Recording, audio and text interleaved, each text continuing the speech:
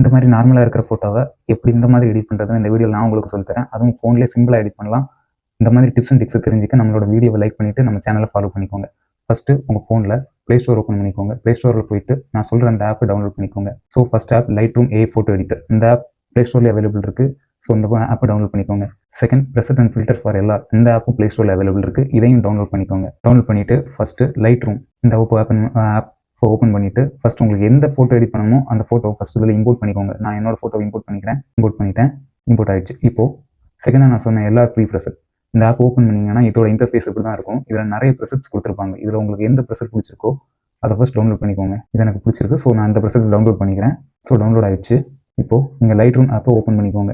இதில் நீங்கள் டவுன்லோட் பண்ணால் அந்த ரா ஃபைலை இம்போர்ட் பண்ணணும். ஸோ இதில் இந்த ரா ஃபைல் இதில் இருக்குது. அதை இம்போர்ட் பண்ணிக்கிறேன். இப்போது நீங்கள் அப்லோட் பண்ண அந்த ரா ஃபைலை டச் பண்ணிங்கன்னா ஓப்பன் ஆகும். இதில் மேலே டாப்பில் பார்த்தீங்கன்னா 3 பட்டன் இருக்கும், டாட் இருக்கும். அதை செலக்ட் பண்ணிக்கோங்க. இதில் காப்பி செட்டிங்ஸ்னு ஒரு ஆப்ஷன் இருக்கும். இதில் செலக்ட்னு ஒரு ஆப்ஷன் இருக்கும். இதை டச் பண்ணிவிட்டு ஆல் செலக்ட் கொடுத்துக்கோங்க.